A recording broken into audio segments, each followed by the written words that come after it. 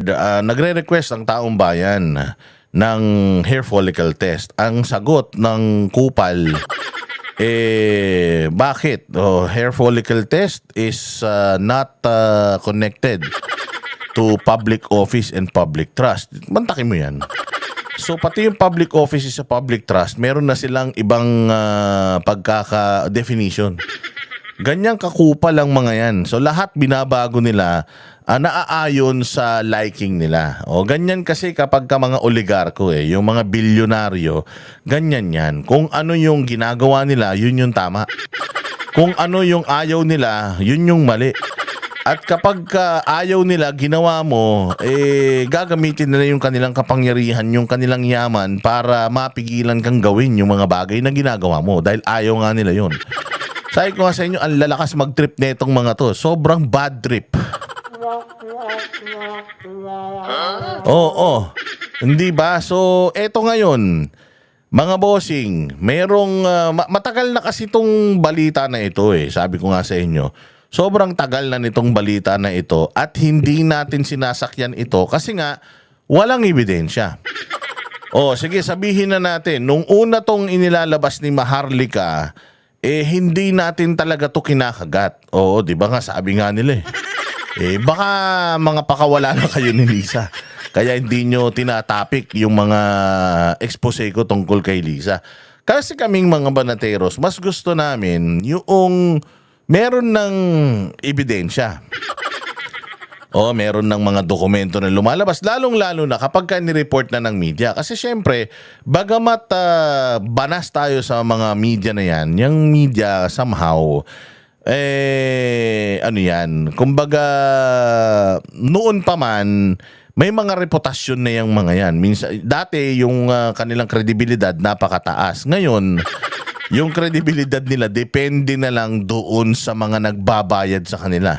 Depende na lang sa kung sino ang malaking offer. Para na nga sila mga prostitutes. Kaya nga ang tawag ko sa kanila, prostitutes kasi magpapagamit sila. Kasi ang prostitute, ganyan, babayaran mo, gagamitin mo, di ba? So ganun din sila, binabayaran sila para magamit sila. Kasi sa nakikita natin ngayon, sa dinami-dami ng issue na talaga namang masasabi natin na dapat pinapanagot itong mga nasa gobyerno, tila mo, Duterte lang sila naka-angkla at Duterte lang sila naka-focus. Bakit? Nakita naman natin yung demolition job sa mga Duterte para matanggal siya sa posisyon. Tapos ang media, ganun din. Ang ina-highlight lang, puros mga pagkakamali ng mga Duterte, issue ng mga Duterte, skandalo ng mga Duterte. So, mga prostitutes na talaga sila. So, pero, bagamat ganun na ang reputasyon ng media sa panahon ngayon, sa kanila pa rin tayo kumukuha ng mga dinidiscuss natin. Again, ang format po nitong channel na to is hindi po maglabas ng mga balita na nakikipag-unahan. Ito pong channel na ito ay nagre-react lamang doon sa mga balitang for public consumption or naibalita na. Kumbaga pulso ni Boss Dada ito. Yung reaksyon ni Boss Dada sa balitang ito. Hindi po si Boss Dada ang naghahatid ng balita na yan. Yan pong mga balita na yan pag-aari ng mga news outlet at tayo ginagamit lang po natin bilang point of conversation. Kasi kung wala tayong babalita, wala tayong pag-uusapan. Hindi ba? Hindi naman tayo pwedeng puro chismisan lang. So at least ito, mga bossing, nasa media na, somehow, may fact-checking naman ang mga yan. Napakayayabang ng mga yan. Hindi ba? Nakita nyo yung debate ni Banat Bay nung nakaraan. Di ba? Na parang lumalabas na yung mga vloggers, wala silang tiwala, walang quality control, pero itong mga media may quality control, meron silang internal ethics, mga ganun-ganun sila. So, naniniwala rin naman tayo ron na ang kanilang moral compass ay gumagana ng walang obstruction o walang presyo. So, inilabas po ito ng finally may naglabas na news outlet kasi for the longest time na nagka-issue ito, totoo naman na namatay itong si Paulo Tantoco Pero hindi na, noong unang ibinalita na namatay itong Tantoco, hindi sinabi kung ano yung cause of death niya. Maraming mga spekulasyon, si Maharlika, maraming mga spekulasyon at since taga LA siya, it happened sa LA, sigurado ako na may mga kaibigan siya na umatin doon because may mga Filipino community gathering din na mga naganap dyan. Alam niya yung mga kaganapan dyan dahil baluarte niya yan Oo, bagamat alam namin na taga ron siya at bagamat alam namin na may access siya doon, hindi namin yan kinagat kasi nga lahat ng mga balita noon puro spekulasyon lang. Lahat puro pinapakita lang saglit yung papel na ganyan, binabawi rin. Hindi ba? So nagkalat sila noon ng balita na ito daw ay namatay daw, na sobrahan daw sa droga, may mga balita pa tinurukan, hindi naman gumagamit, pinilit gumamit, may mga ganun so hindi natin yun kinagat kasi nga ayaw natin noong mga balita na hindi na kumbaga hindi na vet. Di ba? So ito ngayon naglabas ng report ang Bilyonaryo and at the same time naglabas din ng post etong si Rigoberto Tiglao na may nag-Viber daw sa kanya nitong document na ito. At nung chinek daw niya, yung signatory, may pinakita rin niya yung tao. Ako ba, ginawa ko yung due diligence. Chinek ko ba? Kasi chinek namin, may bayad. Doon sa Beverly Hills, yung website, yung istasyon, meron siyang bayad. Subscription siya, parang $45 yata yun. Tapos, hindi mo pa siya mada-download. Hindi siya soft copy na ipapadala sa'yo. Ipapadala sa'yo ng naka-courier. LBC ba yan, FedEx o kung ano man, ipapadala nila sa'yo. So, ganun yung sistema. Now, may nagpadala daw kay Rigoberto Tiglao. May una ng mga papel na lumabas na iba yung itsura doon sa pinalabas ni Rigoberto Tiglao. Teka, tingnan ko kung meron pa rito. Ayan nga. Yung meron daw pink na yan. Yan yung sinasabi ni Claire Castro, yung may pink daw na yan. Dinagdag na lang daw yan. Oo. Ano ba yung may pink na yan? Oo, titingnan natin ulit kasi medyo dyan. Yan, tingnan mo yung may pink na yan. Kasi lumalabas dito, lumalabas dito, hanggang dyan lang daw yan sa may pink Death investigation, Beverly Hills, nakalagay dyan, dispatch, blah, blah, blah. Ito daw, ito daw, officers entered room, observed hotel security, performing chest compression, blah, blah, blah. Hanggang dun daw sa Alexa Miro ay hindi na daw yan included. Sabi ni Castro Hindi na daw yan included. Tingnan natin dito kung meron bang nakalagay dito na under required blah blah blah on local agency under exemption. However, BHPD providing the following information in accordance with the act blah blah blah. Wala nga dito yan. Nakalagay lang victim age, tapos summary of incident, approximately 11:30. Ano daw yan? Tapos alas 12, kasi nakalagay dito 11:30 hours officers were dispatched to the Beverly Hilton Hotel regarding a person not breathing. Tapos meron ng pink na line. And then may mga nakasulat doon makikita mo diyan may mga nakasulat diyan pero nakablanko. Yan, officers, tas medyo may space and then dinagdag. Kung titignan natin yung font, parehas naman. Parehas naman yung font. Although, merong binurang part nga, yung may kulay pink niya. So, ang sinasabi ng Malacanang, itong dokumento na to, yung baba daw ng pink na yan ay, peke na.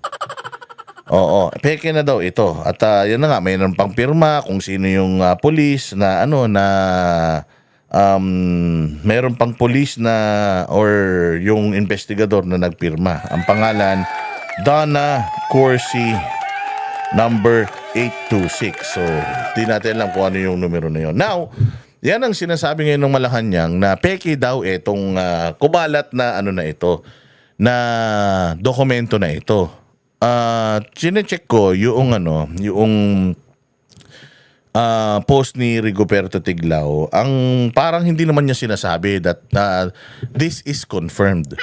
Doon sa post niya, ang sabi niya, may nag-text sa akin, may nag-Viber sa akin nitong mga dokumento na ito at itong mga tao na ito. Ito yung tao na pumirma, bla bla bla. Pinadala ito. Hindi naman niya sinabi doon sa kanyang post na check ko eksakto yung post ni ni Rigoberto Tiglao. Check natin maigi. Yung post ni Rigoberto Tiglao mukhang tinake down yan. Hoy, Tiglao, ba't mo tinake down yung post mo? Kala ko ba matapang ka? Labas ka eh. Nilalabas-labas mo tapos biglang i-retract mo. Takot ka naman masyado kay Claire Castro. Pero meron siyang isang dito. Isang post na, was he taking coke alone? Ito, may picture ni may picture ni Tantoco, tapos ang sinasabi niya, was he taking coke alone or was he with others in a coke session? If the latter's true, did they rush him to the hospital? Are those SOCMED claims true that the FL was in that party? May mga question mark to, and this is the reason the LA police had to interrogate her. So yun yung niya, yun yung niya ngayon, yung post niya. So nagtatanong siya.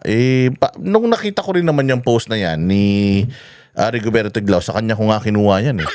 Nung nakita ko yung post niya na yan, wala rin naman siya sinabi that these documents are true. Basta pinakita lang niya itong mga dokumento na ito. Kumbaga inilabas niya. Hindi niya sinabi doon sa kanyang column na ito totoo to, kinuha ko to. Ang sinabi nga niya is may nag-Viber lang sa akin ito. Ngayon, the question here is, gaano ba talaga ka-legit ito? Well, according to Banat Bay, he's trying to purchase para makita niya if yung ipapadala ba sa kanya is parehas nito. So, tingnan natin. Kasi sabi ni Banat Bay sa akin kanina, he tried purchasing para makita niya on his own. Hindi ba? Kung totoo itong dokumento na ito. But again, ang sinasabi dito ng Malacanang is ito daw dokumento na to is fake news because diyan sa dokumento na yan, kung makikita ninyo, nandoon yung pangalan na yan. Kasi meron yan 3. Yung asawa, yung First Lady at saka yung Alexa Miro na sinasabi ng Malacanang na hindi totoo. Ngayon, sabi ko sa inyo, kayo na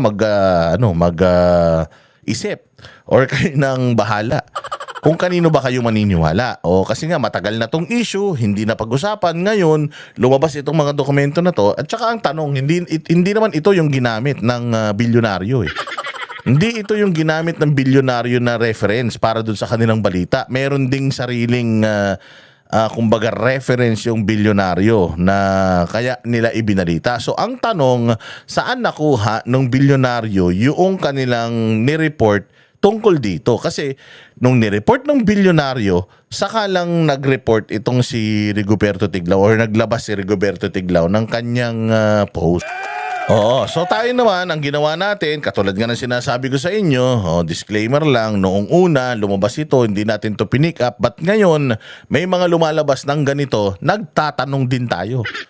Gaano ba katotoo ito? Kasi nga, hindi naman sumasagot yung pinatutungkulan ng issue, si Presidente, tsaka itong si First Lady, hindi naman sila sumasagot. Ang pinasasagot naman nila, ibang tao. Kaya ngayon, yung mga tao, hindi naniniwala. Kasi nga, ang sumasagot, sinungaling din. Kung ang sumasagot sana matino, di maniniwala ka. Parang tinan mo to si Rigoberto Tiglao. Nung pinost niya, wala naman siyang sinabi na totoo itong dokumento na ito.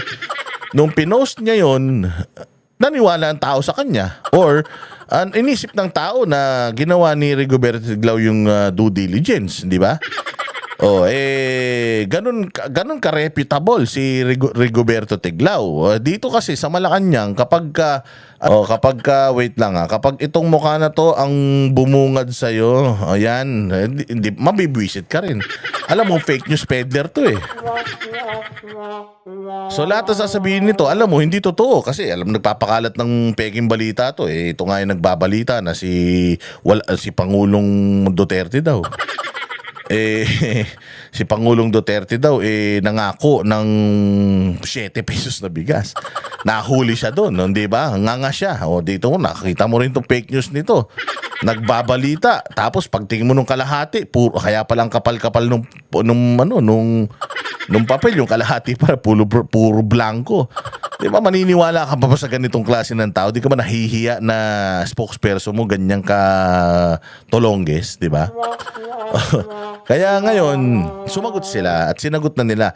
Ang nakakapagtaka kasi dito, kasi supposedly nangyari yan Sabado, nilabas nila Sabado ng bilyonaryo Linggo, Lunes, nag-aabang ang taong bayan, Lunes.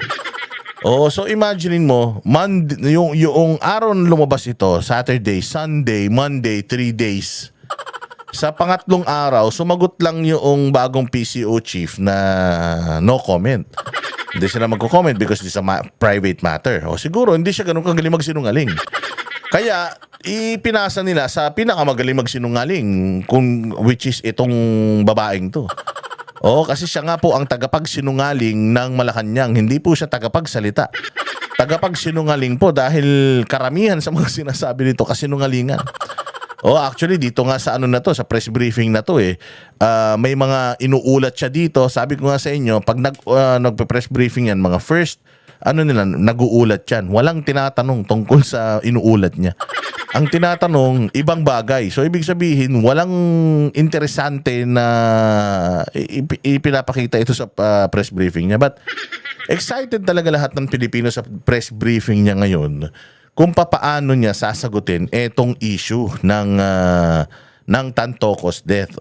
Ayan nga. So, pasensya na po ulit sa pamilya ng namatay na si Tantoco. Bagamat private person po si Tantoco, pero hindi naman natin inuurirat yung kanyang buhay, kung ano yung buhay niya, sino ba siya, kung siya ba ay na sa iskandalo, na involved na sa mga iskandalo. Hindi po 'yon.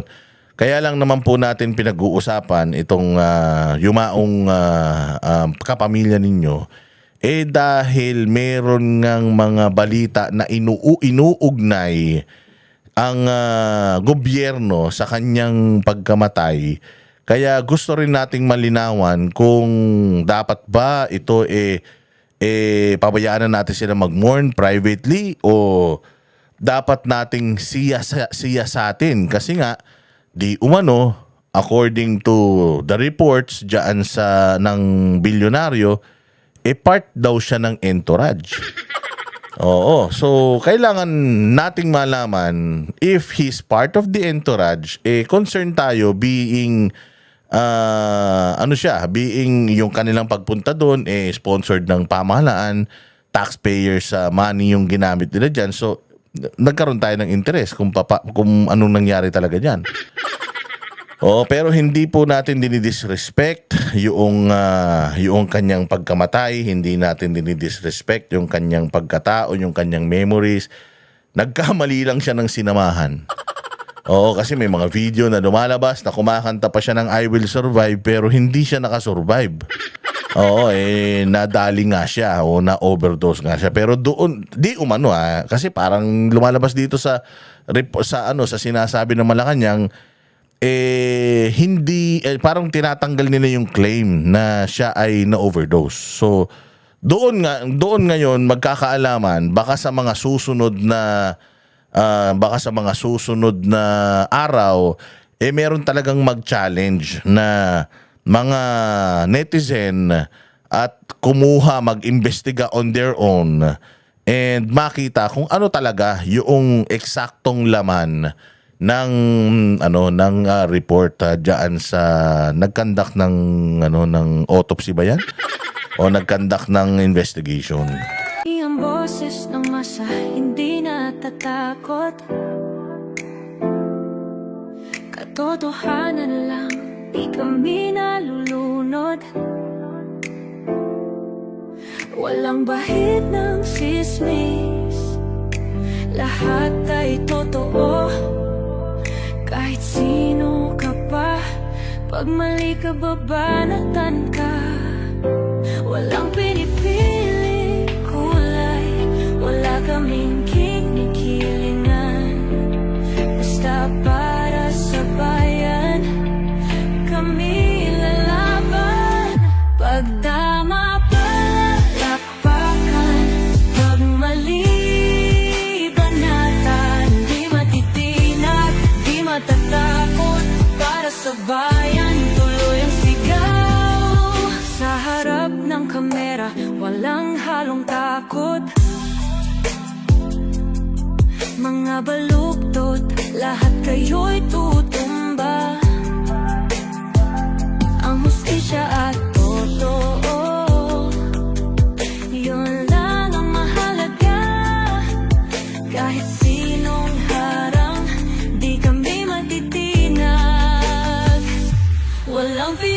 sariling kulay. Wala kaming kinikita.